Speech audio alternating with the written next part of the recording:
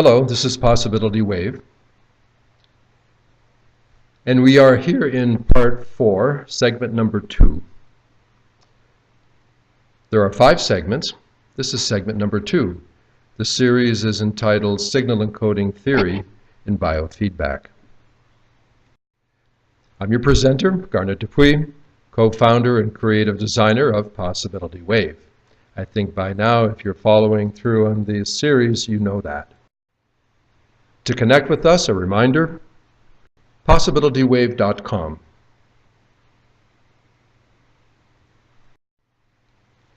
Also, you're well aware that the presentation is 4 parts. We're considering right now part number 4, the information encoding of signals. Here on the slide, you can see a little breakdown of each of the 4 parts. I'm sure you must be aware of this by now. If not, just have a look. We're in part number 4, the use of pure information in the encoding of signals. Okay, part number 4, segment number 2. There are 5 segments total. This is number 2. I can tell you right now that this segment is going to be relatively short. Segment number 1 was a little bit over 45 minutes. I'm not sure exactly how long this will be, but it's going to be much shorter. I'm guessing maybe 15 to 20 minutes max. Okay, here I'm going to ask you to recall that Possibility Wave views awareness as the fundamental matrix of reality, and that all aspects of consciousness, the innumerable amazing variations in consciousness, these are all modulations of the fundamental awareness. They're not different in kind, they're different more in type. And here we are focusing on information-coded biofeedback and information codes and pure information processes. Information, the Possibility Wave view, is that information is the intelligence aspect of awareness. So in order to give the subject of information and the whole bigger category of information encoding theory a good look, let's just a little bit look at this issue of consciousness. You know, we declare that all the varied forms of consciousness are modulations of awareness. What's consciousness? Here I'm saying take a deep breath because we're jumping into the deep end. Here we go. Current science. Okay, going back to that scientific revolution period, Descartes, there was a kind of a deal made because, you know, in the West, especially in Europe, the power of the church and religion was amazing. We can't imagine it. You know, living at a time that we do with the separation of church and state. There was no separation. The religion, principally the Catholic religion in Europe, evolving into Christianity as a whole, had an incredibly powerful sway. So what's the deal? Because science was emerging. Well, okay, this is the deal. Religion, you get the mind, or whatever you want to call it, the spirit, the soul, the kind of the invisible, non-substantial, you get that. And science, we get all the rest. So this deal, this split along the principles of kind of a Platonic dualism, there is the insubstantial and the substantial.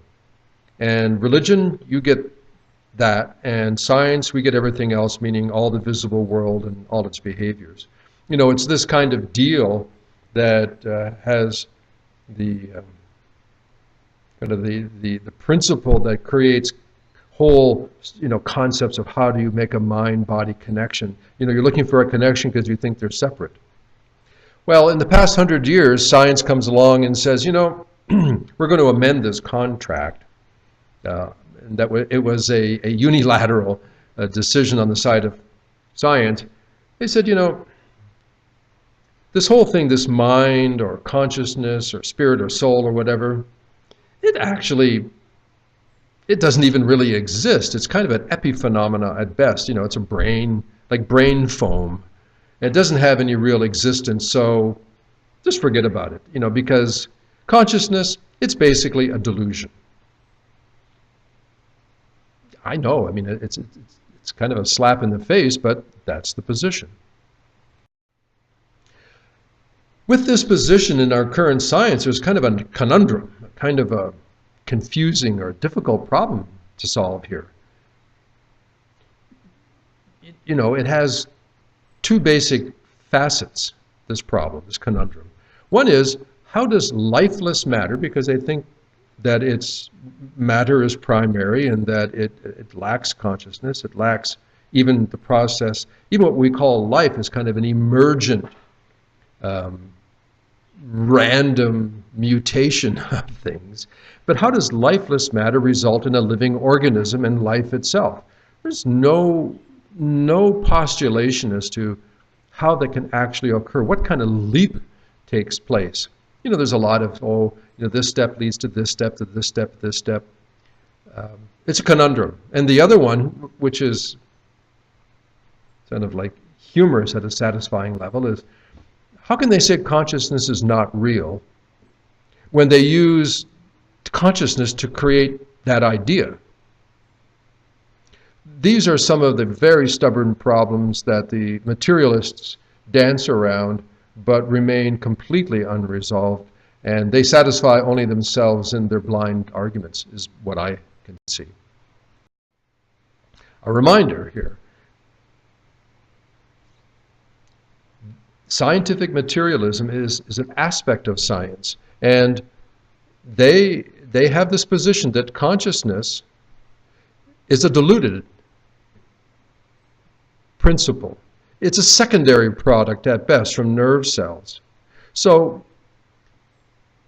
from this view, to try to consider a meaningful association between information and consciousness, the pure information process. I had said that we're working here with a way of creating information codes using pure information, and a cardinal feature of a pure information process is the role played by consciousness. Well, if they say that consciousness is just a diluted secondary product of nerve cells, they would consider it completely foolish to even consider a meaningful association between information and consciousness, because they want to reduce it all down to a material process. So this position moves their view down to that number 4, the sheer stupidity to even consider it possible. That's the early conclusion. Please, possibility wave respects science. In most every way, it's amazing and a brilliant philosophical view and procedure. We do not agree with the axioms of scientific materialism, because we see awareness as fundamental. We don't see lifeless matter, little objects coming out of nothingness and building in some kind of remarkably unpredictable, haphazard mutation, natural selection process, and somehow life is there, and forget about consciousness. That's not our position. Our position is that awareness is, and that it modulates into all aspects of consciousness. Consequently, information is inextricably bound to awareness and consciousness, and it manifests as intelligence. So this is going back way to part number 1, if you have the chance to spend time there. This position is the step number 1. You have to take a position to begin with. And if you've not recognized what that position is, you have to reflect deeply as to what that belief system is that you have, how you view this whole thing. The possibility wave views awareness as primary. And as a consequence, the modulations of consciousness are possible. So here we go. In a very brief manner, I've tried to target or isolate the fact that possibility wave rests upon the belief, the recognition that awareness is primary and that consciousness is, in all its variations or modulations of that. So here's the big leap. Not only do we declare awareness as primary and consciousness its modulations, we also declare that consciousness is found in everything, everywhere. Sometimes this can be referred to panpsychism. There are different terms for this, but not only do we declare awareness as primary, we declare consciousness as the modulation. Everything, everywhere. Nothing is separated from awareness. As a consequence, everything has, in a manner suiting its natural expression, everything is conscious. Everything is conscious. You could say to a degree, or I say in a manner suiting its natural expression, because remember, we keep repeating the fact that there are innumerable modulations of awareness in terms of consciousness. There are innumerable styles, maybe degrees, but certainly innumerable styles of consciousness. This view that everything is conscious in a manner suiting its natural expression, everything is conscious, this really demands a radical consideration of what conscious means. Human ego,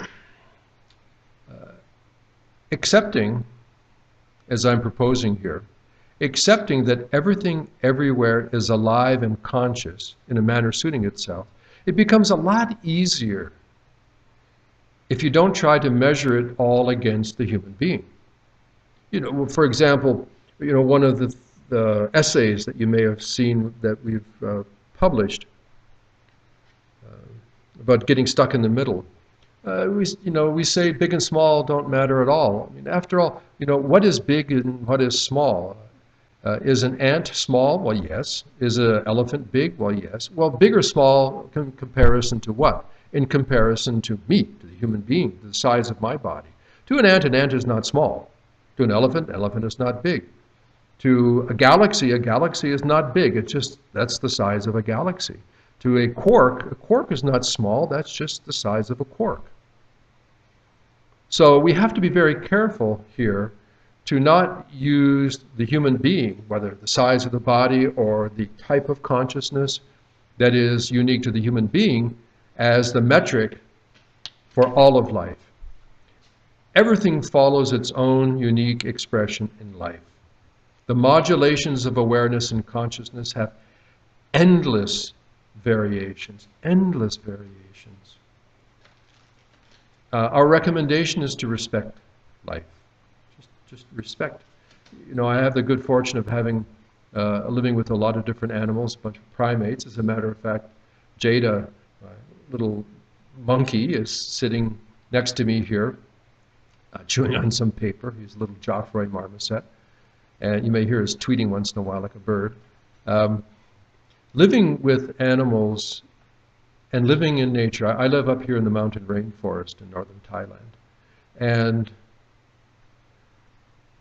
you know, even I have the sense that the rainforest itself is an organism. You know, it's an ecosystem. What's the difference between an ecosystem, an organism, and a being? I'm not quite sure. I'm not quite sure. It's a lot easier to accept everything as being alive, as everything as being. It is being. This rainforest is being. It is a being. The Jada is being. All these animals, they're being. So we're all being together is what I get. So not only does Possibility Wave make the declaration that awareness is primary, it's before the big, what we call the big hello, not the big bang. Before the big hello, during the big hello, after the big bye-bye, awareness is. And that it modulates continuously into all aspects of consciousness, of information, of energy and matter. Here, the focus is on consciousness because we have the position that consciousness is critical in the pure information approach to creating information codes. Consciousness is a critical aspect of the pure information process.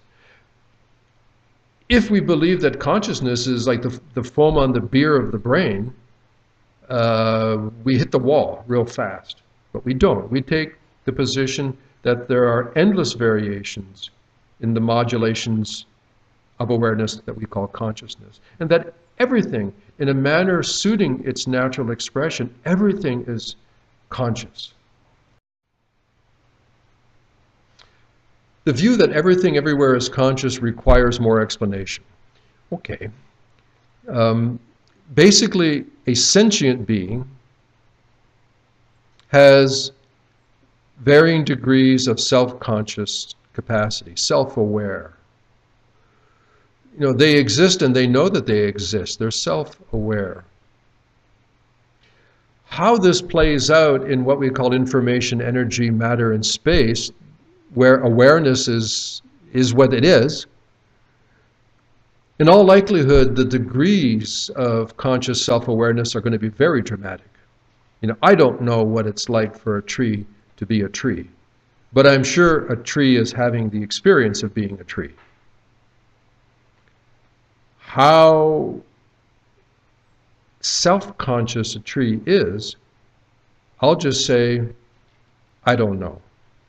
I do sense its existence, not only through my overt senses, like I'm looking at one right now, but also, you know, it's really insulted so much, but, you know, hug a tree, spend time. If you don't spend time with beings of different classes, then you're going to really be arrogantly painting your own picture, a very old one where, you know, all of reality was human-centric. I don't think so. You know, we're very lucky to be part of it, and I hope we play a good part. You know, some thinkers even declare the universe is self-aware. So if you have a hard time working with what degree of self-awareness a tree has, you know, how much does a tree know that it's alive? I don't know how to do that. But I mean, extend that to the whole universe, or the multiverse, if you want to really go flapping. So here we are. Consciousness is real and exists as a modulation of awareness. It's not an epiphenomena, it's not a deluded state. Consciousness plays a critical role in pure information approaches to creating information codes. Everything is conscious in a manner suiting its own natural expression.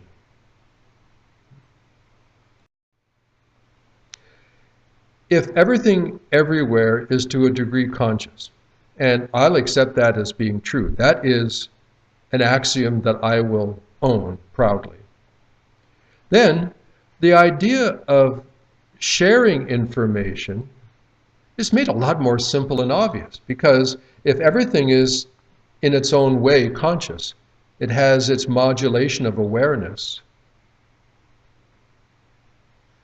then you can pretty much keep it simple. There's not a big need to labor over searching for all the mechanisms and how to connect things, because here's the point: they are already unified in the matrix of awareness. They're already unified in a matrix that is glued together by shared consciousness. So something like, ooh, the mind-body connection, what could it be? What are the... You're starting off with a misunderstanding. You're infecting your question with a confusion, because you think that they're separate to begin with. And gee, how in the world can I possibly get this thing to connect and communicate here? They're already unified.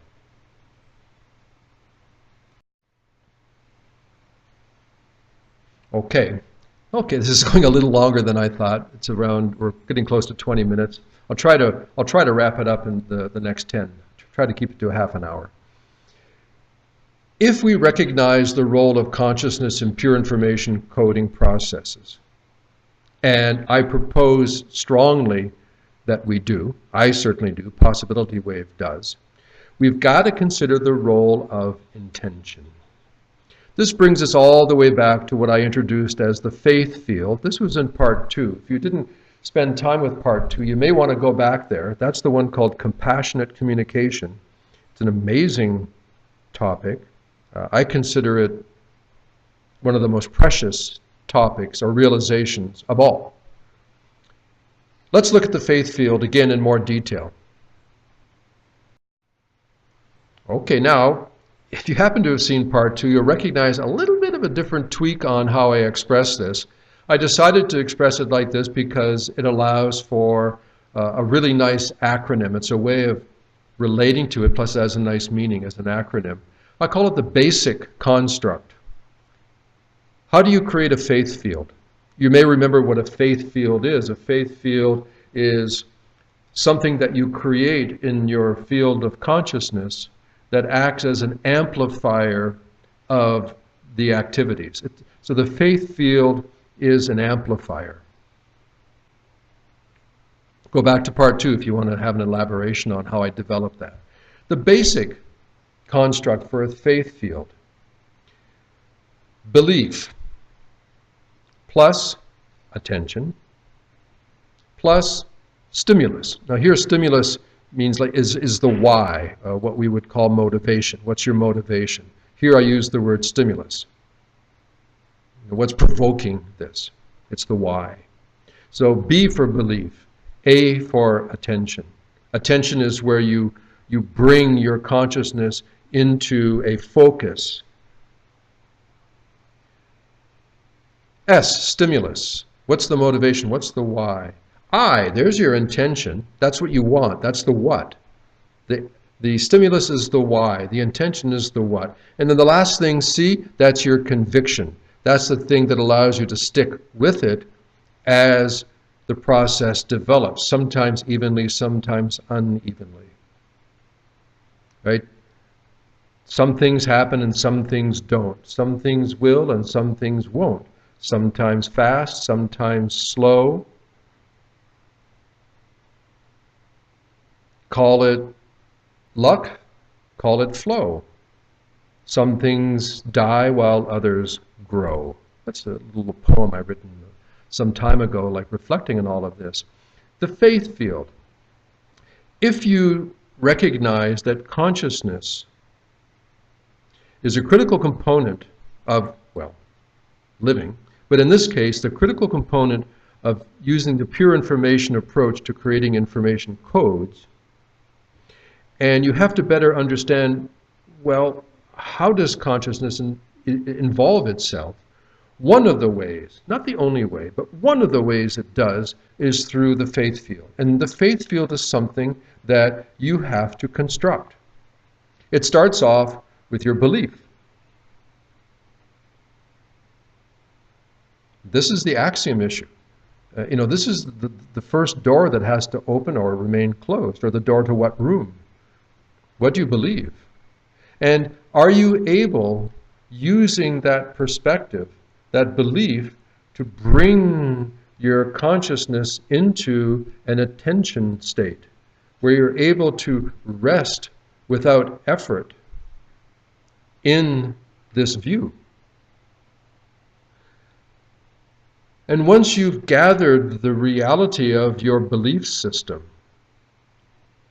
what's possible, what's not possible, and when you're able to rest in a sustained, open, aware state, recognizing the motivation, the why, what is stimulating this desire, what is stimulating this action, brings you next of all to what is it that you want to achieve here? What is the intention? The stimulus or the motivation is the why I'm doing this. The intention is the what I want. The why and the what are at the center of this. And then last of all, the C for conviction. It kind of cycles back to the belief thing, because if the belief is clearly strong, it's been tested and verified, not a dogmatic position, but one of discovery and truth, then the conviction is likely to stay firmly in place. If you have the B.A.S.I.C, if you have belief, attention, the stimulus, the intention, and the conviction as a construct, you end up then having created the faith field. And that faith field is an extremely powerful amplifier effect. In later parts in this presentation, when I refer to intention, I mean the whole full meaning of the basic faith field. Sometimes I'll call it faith field, sometimes basic faith field, sometimes intention. But this is what I mean. You have to consider the fact, and this is where a maturation has to take place. Otherwise, working with intention can so easily slip into the mess of just kind of magical thinking. Oh, I want this, like my dream come true. Intention alone, if it lacks the other components of the faith field formula, it's typically too weak. It's not going to work. This is where simple concepts, laws of attraction, and different kinds of sayings you want to use, or way of trying to fortify the intention, but you've not explored deeply your belief systems. It can be totally infected with all sorts of landmines that blow it up when you try to put it into action. When you're not able to rest comfortably in an aware state for sustained periods. And if you're not really recognizing the why, there are people that want to meditate because they want to be calm enough so that they can be a good thief. They don't get anxious when they're trying to steal something, or become an assassin or something like that. The what you want to do has to go through the filter of why you want to do it. What's your motivation? What's the stimulus behind this? And if all of this happens, you have the intention, but you lack the conviction. You can't weather the storm or the rough seas. It's not going to happen. Are we there yet? Soon, very soon. These segment number 1 and segment number 2 will keep unfolding as we go through all 5 segments, so that you appreciate the pure information encoding process or approach to encoding signals. Yes, I was raised a farm boy, so you've got to do some plowing and disking before we can plant. This is the end of segment number 2. We're coming in at just under 30 minutes. I shot for 20 and I missed. I'm sorry. There are 5 segments. This is the end of number 2. Number 3, 4, and 5 will follow. Thanks for all of your time. Take care.